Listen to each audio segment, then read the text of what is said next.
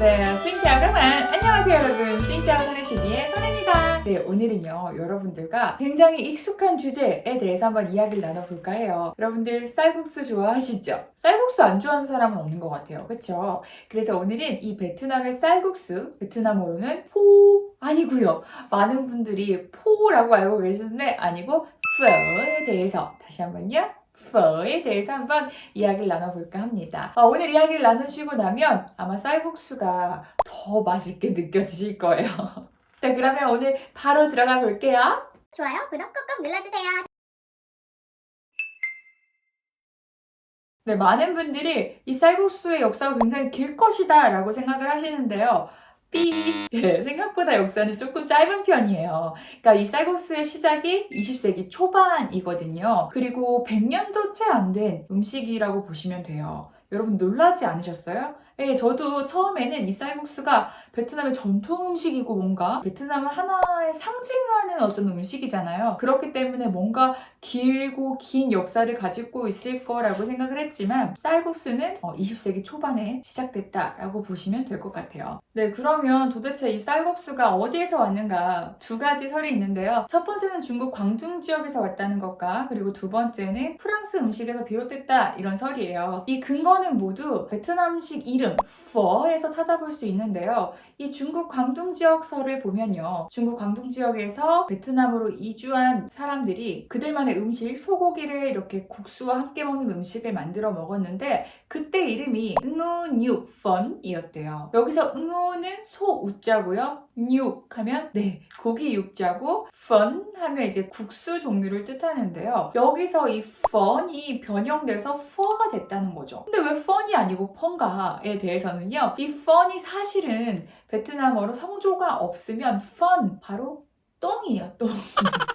네, 그래서 근데 이 먹는 음식을 똥이라고 부를 수는 없기 때문에 이 n이 끝에 빠지고 오늘날 pho가 되었다라는 설이 있고요. 그리고 두 번째도 역시 이름에서 비롯되는데요. 네, 베트남이 프랑스의 지배를 받았던 적이 있잖아요, 그렇죠? 그 시기 때 이제 프랑스 정착민들이 소고기를 스프처럼 만들어 먹었던 곳에서 비롯된 게 바로 이 쌀국수다라는 설이에요. 그때 그 이름이 포토페라는 음식인데요. 제가 지금 프랑스어는 잘 못하기 때문에 이 발음이 정확한지 모르겠어요. 근데 어쨌든 이 포토페라는 음식에서 페가 바로 오늘날의 퍼가 되었다는 설입니다. 모두 이 이름에서 그 근거를 찾아보고 있고요. 사실 이 쌀국수 퍼라는 이름이 사전에 등재된 지도 그렇게 오래되지 않았어요. 이 1930년대에 돼서야 사전에 이 퍼란 단어가 나왔다고 해요. 그 전에는 퍼란 단어도 없었다는 거죠. 그리고 재밌는 건요. 우리가 쌀국수 종류를 굉장히 많이 알고 있잖아요. 근데 처음에는 그 많던 종류가 아니라 오직 소고기 쌀국수만 있었다고 하죠. 근데 제가 질문을 드려볼게요. 쌀국수의 시작은 북부 지역이다? 아니면 남부 지역이다? 어딜까요?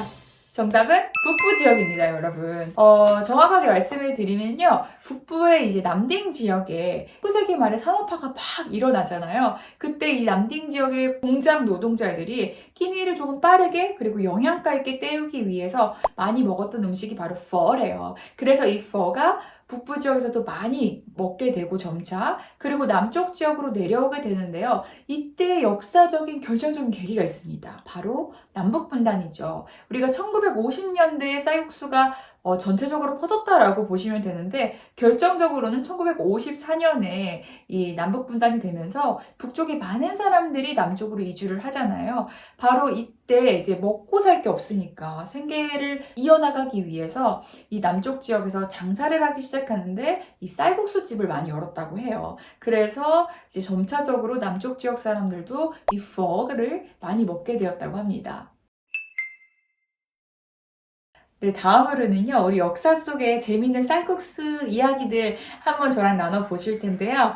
첫 번째는, 원래 닭고기 쌀국수는 없었다라는 것입니다. 우리 쌀국수의 기원을 봐도 모두 소고기에서 비롯됐다라고 했잖아요. 그런데 도대체 그럼 이 닭고기 쌀국수가 어떻게 나왔는가? 그건 이제 바로 1939년에요. 이 나라에서 소고기를 금하는 날이 생겨요. 일주일에 2번, 월요일과 금요일은 소를 잡지 않는다라고 하는데 그 이유는 이제 봉건사회 때는 어쨌든 소가 농업에 되게 중요한 역할을 하잖아요. 그래서 식용으로 이 두 날만은 하지 말아라 라고 이제 금지가 된 거죠. 그러면 이 소고기 쌀국수를 팔던 수많은 가게들이 문을 닫아야만 했겠죠. 그래서 궁여지책으로 나온 것이 바로 이 닭고기 쌀국수죠. 그래서 이때부터 바로 소고기와 닭고기 쌀국수가 모두 함께 팔기 시작했다고 해요. 그래서 처음에는 원래 소고기 쌀국수만 있다가 이제 점차 닭고기 쌀국수가 나오게 됐다라는 것도 이제 기억하시면 좋을 것 같고요.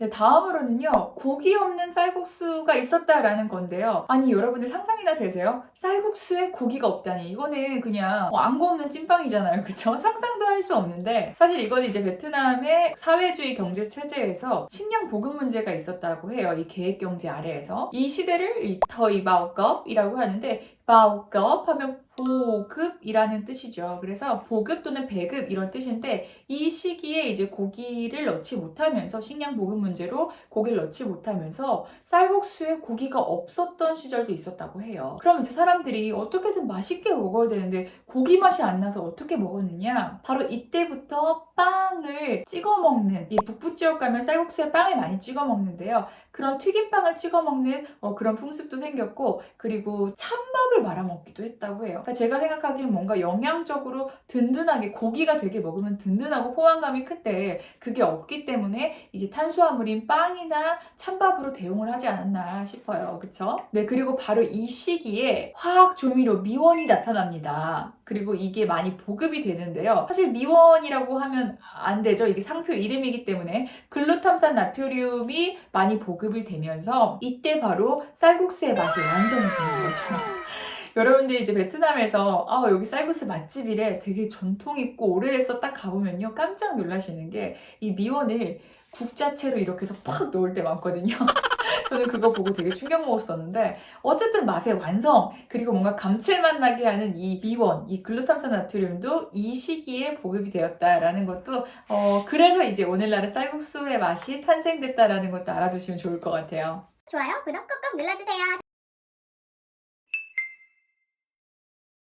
네, 다음으로는 이 남쪽 지역과 북쪽 지역의 쌀국수를 한번 비교해 볼까 하는데요. 면부터 시작해서 정말 국물이나 같이 올려 먹는 음식까지 되게 다른 점이 많거든요. 저는 개인적으로 이 호찌민 남쪽에 살았었잖아요. 그래서 이 남부 지역이 뭔가 달달하고 진한 국물 맛이 되게 잘 맞거든요. 근데 이제 북쪽 지역에서 오신 분들은 남쪽에 오면 국물 너무 리글거려서 못 먹겠다. 반대로 이 남쪽에서 북쪽으로 가신 분은 여기 국물 너무 맹맹해서 못 먹겠다, 막 이렇게도 말씀을 하시거든요. 이 국물 맛이 그래요. 북쪽은 조금 맑은 편이고 남쪽 지역은 좀 진하고 기름기도 많고 달달한 편이고요. 그리고 면발 굵기도 북쪽은 조금 더 두껍고 남쪽은 좀 얇은 편이에요. 그리고 같이 올려 먹는 음식도 좀 차이가 있어요. 북쪽은 조금 간소한데 그에 비해서 이제 빵꼬이라고 부르는 이 빵을 찍어 먹거든요. 약간 우리나라 설탕 안 묻힌 꽈배기 같은 스타일의 빵이에요. 그걸 국물에 푹 찍어서 이렇게 푹 적셔서 먹는데요.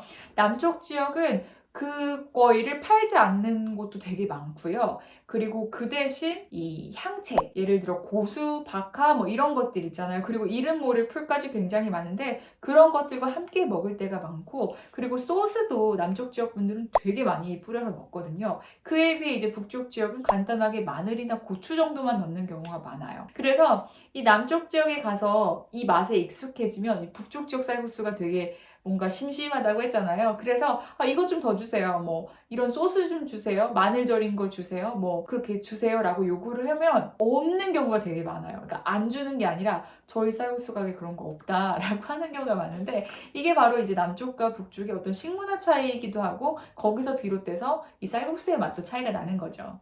네, 오늘은요, 여러분들과 이 쌀국수에 대해서 전반적인 이야기를 한번 나눠본 것 같아요. 뭔가 되게 다큐스럽지 않았나요? 지루하진 않으셨죠? 그럼 안 돼요.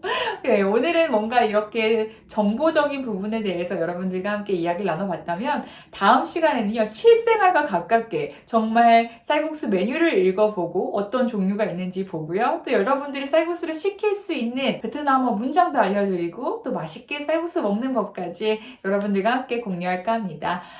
그때까지 여러분들 기다려주시고요. 좋아요, 구독 역시나 꾹꾹꾹꾹꾹 꼭 눌러주세요. 아시겠죠? 알람 설정도 해주시면 너무 감사하고요. 다음 시간에 만날게요. 신경을 반, 탱각 라이.